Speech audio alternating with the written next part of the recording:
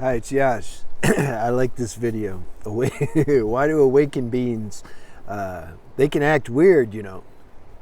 Yeah, they can. Look at Osho. Look at, I got to practice saying this guy's name. Nazargarata. I didn't get it, but you know who I'm talking about.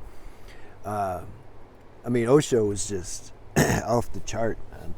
And Nazargarata, I mean, he would sit there and smoke nonstop and keep coughing, but just dropping knowledge, like everything's a self. And I mean, who, the average person. This is why he didn't have a huge following, because he didn't wear orange and he didn't, talk quiet and, and no, man, he was different. He was totally non-conventional. So most people's minds, they can't accept that. It doesn't fit into their concept of what they think is spiritual. Everybody's walking around in concepts. If you don't fit into that concept, they can't really relate with you. See, that's the thing. I notice this all the time. When I'm walking somewhere, it's like, and the people, they don't know it's unconscious, but they're trying to box me into some concept, and I don't fit in any. And even if they think that if they got me in one, and then they talk to me, it's like the universe will find a way to blow up their concept. They may think, oh, he's a spiritual person and he's cool and calm, and then I'll start talking some radical thing just for the fun of it, because I don't care. Not a cynical not care. I enjoy myself. I don't have any of those restrictions and limitations. I'm not fettered. I'm not trying to get approval from anybody. That's just too much work, and I don't have any feeling to do that. So you know what I mean? Like, they don't, and then they walk away. Now somebody who's more, that's why they say, like, how do you know if somebody's awake? You almost got to be awake yourself to know. Otherwise, you're going to be walking around in concepts, because awakening means you don't have concepts. So if you're still carrying concepts, how are you going to know if somebody's awake? Because if they don't fit into your little mold of concepts, then you're going to dismiss them, or you're going to put them way on a big pedestal. That's not good either. Then they may do something to purposely knock themselves off because they don't want to be on the pedestal. So, Nazargarata, he was always smoking and coughing, and a girl asked him once, she's like, why do you're obviously a great sage. Like, I can see that. See, that's the other thing. If somebody, even if you're not awake, but if your spiritual sanskaras and tendencies are activated, and you can read vibration because you're aware of your own vibration via spiritual practice. Spiritual practice is important. If you're in touch with that, you can somehow, your deeper intuition that is awake, you can see if somebody else is awake. You can have a sense. So she knew that, and she asked, why do you smoke all the time? Like, why are you doing that? You're a great sage. Like, why are you doing that? You seem to be attached to smoking. How can you have attachment? You know, it seems like a dichotomy. Like, what's going on? And he says, you seem to be attached to not smoking. So what's the difference? Master flipped it. You know, not to try to win the debate, but it's true. He says, I'm not bothered by this. This is for the body mind. This is the karma. Let it play out. I stay as I am. I know who I am. Now that can be imitated, though. See, other people will start walking around saying that too. They'll be doing a bunch of dumb stuff, and they'll say, "No, but that's not me." Let it play out. You know, that's what they're doing at that Osho ashram in Pune that I went to like 10 years ago. You know, alcohol, meat, free sex. You can buy colored condoms at the store, because everything, hey, life is fun, it's Leela, everything's good, you know. So you gotta know what you're doing. You gotta do introspection and know, like, are you really solid? Is there some unity in your being, you know, or are you just is it just an ego, you know, parading as a self?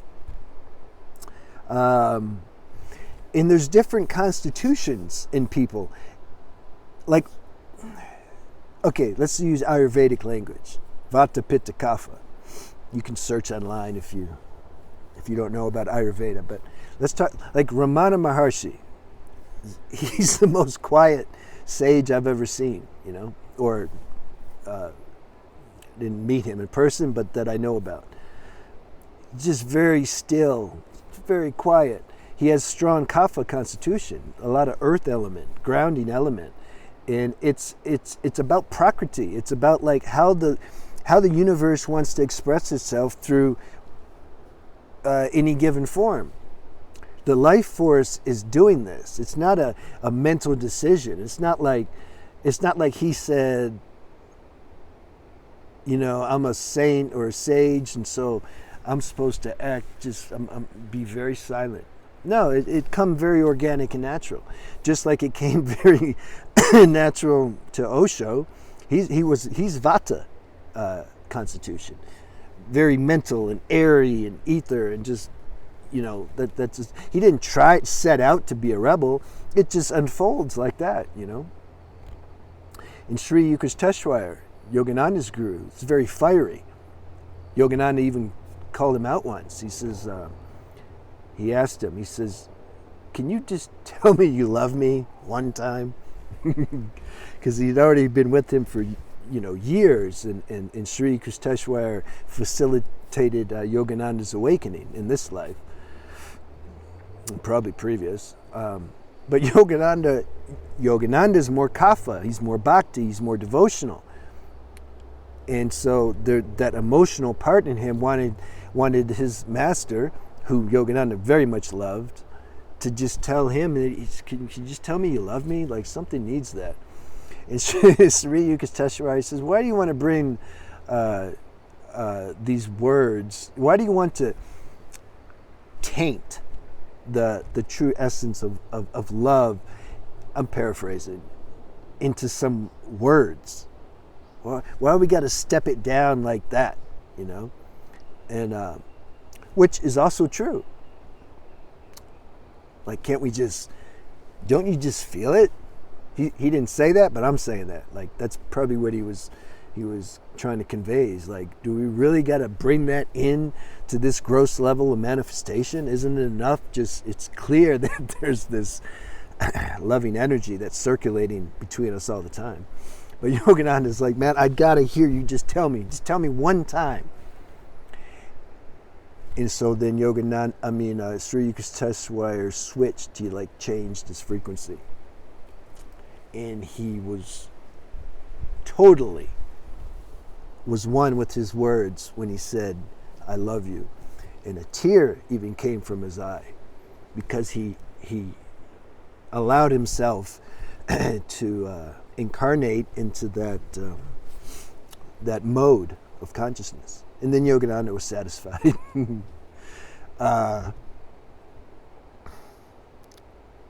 So all these things determine how somebody can act or behave when they're awakened. There's also there's no human personality that's perfect. We all have idiosyncrasies. There's cultural conditioning. That doesn't just evaporate. Like, that continues. There's space, you see it, and you see how it's unfolding and how it flows and how it makes the human self do certain things, but you don't mind. It's like, okay, whatever. What's the big deal? So, and that's why a lot of times the average, like the student he don't understand. It's like, how can they contradict each other? They're both awake, but they contradict each other. It just depends. It depends on their human prototype and who they're talking to and the time and what they want to convey. Maybe they'll lie for a higher truth because they want to convey something. We don't know, So now again, the ego can take everything I just shared and use it for its own purpose. It can say, and I've alluded to that a little bit ago, where it says, like, it'll just justify. It'll play the role of, I'm a very quiet, calm type. Hello, namaste. whatever. It'll play that role, like play the Ramana Maharshi role, and the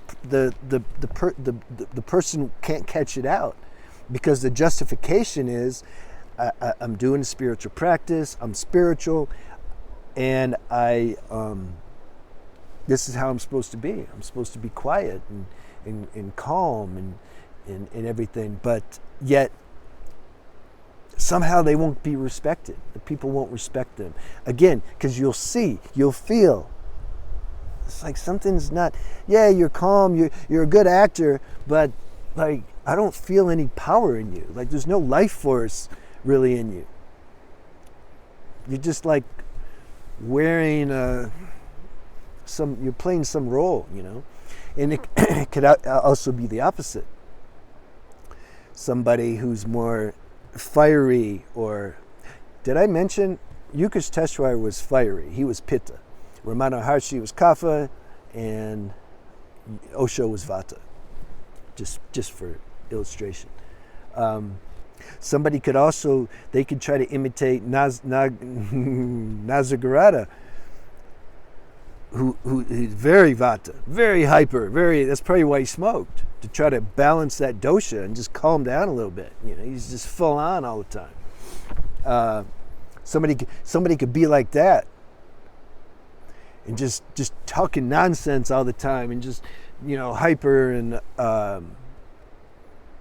hurting people somehow indirectly, not respecting people, and just saying, it's just all the dance, I'm just have a lot of energy, I'm Vata, and this is the way the universe is working through me, and you got a problem with me, take it up with God. And see, I think you get it, that illustration. So you got to do deep introspection. People don't do introspection. It's like the ego you don't want to catch yourself out. I love catching myself out, because I'm not proclaiming anything. I've already taken the pressure off.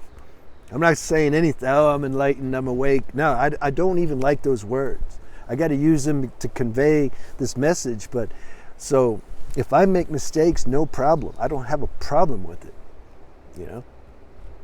And as a result, I feel very free, very free. So you got to do introspection and catch that stuff out. I've done all these things that I'm sharing about and making fun of. I played the cool, calm character when I was in my 20s. I was at an NA meeting, Narcotics Anonymous 12-step meeting back then. I haven't been to one in over a decade. I like them. I'd go. I just like how everybody's in there to try to better themselves. Like a lot of them, like they were drug dealers or burglars, even murderers, and some of the women were prostitutes, and now after being in the program, they're like, there was a woman, who was addicted to crack and done all kinds of things, and then she became a lawyer. That's strong, man. Like, that's why I like going. I like seeing how they transform. So I was in my 20s, and I was sitting there, I was playing my cool, calm character, and there was this brother next to me, and man, he wasn't buying it at all. He was even making fun of me. And I'm like, my mind like, he just don't know. He don't know I'm spiritual. So see, I know all this stuff. I've tasted those stages, so I know I can spot it.